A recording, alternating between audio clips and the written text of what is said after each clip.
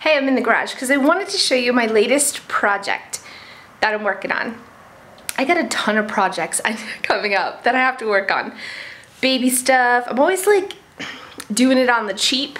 So especially since this is my third, I'm like redoing, like getting used everything and just painting it to fix it up. So, but that's not what I'm doing today. But you will see the other things in the background, my project stash that I'm hoarding here. So anyways, I'll quickly show you what I am doing now. This old ugly chair. It's a cane back chair. My mom called me and said, do you want this chair? It was mine and your dad's. We bought it when we first got married in 1972. They were since divorced, and there was a pair of them, they each took a chair, and then my mom gave mine to my grandma. Now my grandma just got moved into a nursing home, so this chair was kind of up for grabs. Nobody wanted it.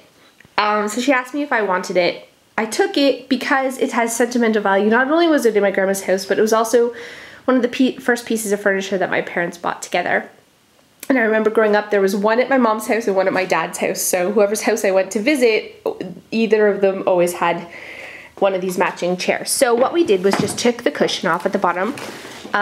You take that one off first. Look at how gross that is, eh? My grandma was a heavy smoker. She is a heavy smoker, I should say. And so these cushions have got to go. We're gonna recover them. So I just took this off, and you see it has a backing here. What I'm actually gonna do is remove all these buttons just by pushing them through, recover the buttons, but on the bottom seat, I bought batting here. I'm gonna fill the holes and put a new thing on, and then just staple gun the fabric on top, new fabric. Just to freshen it up. And then I'm painting this. My mom's like, no, you can't paint it. It's an antique. I don't know if it's an antique or not, but you know what?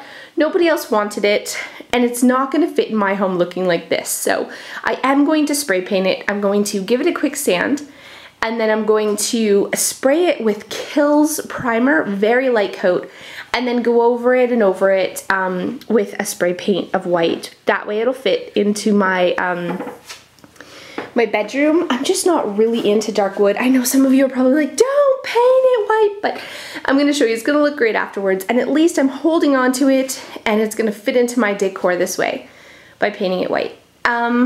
Crib in the background. My friend Jess gave me an old crib, so I'm gonna be painting that. Bookshelf for the baby's room, I'm gonna be painting that. Still have to stain our Adirondack chairs. I'm gonna be busy. Plus this weekend I'm painting the girls' room, and then I gotta paint the nursery. Hey, so we're finished my chair, and I wanted to share it with you quickly. I gotta say it was a lot more work than I thought it was, but probably worth it. Alright, definitely worth it. I'm really geeked about how the chair turned out. This room is small, probably too small for this chair, but it was our love project, which is why I've just putting it in here anyways. So I'll show you quickly. Here's our chair.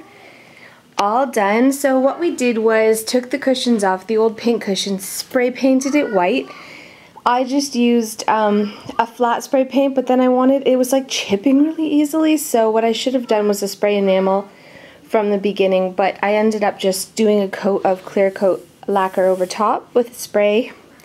So all in all, it was probably about 4 cans of spray paint. I probably didn't need that much if I would have just primed and used lacquer in the beginning. Took the cushions off. I didn't sew them, just tucked and staple gunned them. Like took this cushion off, took the back cushion off. We had to cut the back cushion off, and this was the most difficult part, was the back cushion. So what you do is you lay the fabric, you lay a back piece on, and you staple gun that on first to the other side so it looks all nice. And then you lay the front cushion back on, and you have to staple gun right inside. There's a groove under here. There's like a little divot, so we staple gunned. My husband actually did it while I pulled it. He stapled all along, pulling the whole time. Now you always start when you're upholstering anything with the middles, and then work your way to the edges, doing the corners last, because corners are always most difficult. But these ones actually turned out okay. And then to cover up your staples, you actually just hot glue on a trim, and I just found this trim. It was like $1 a meter at Fabricland. The fabric we chose this green to sort of match all the accent greens in our room.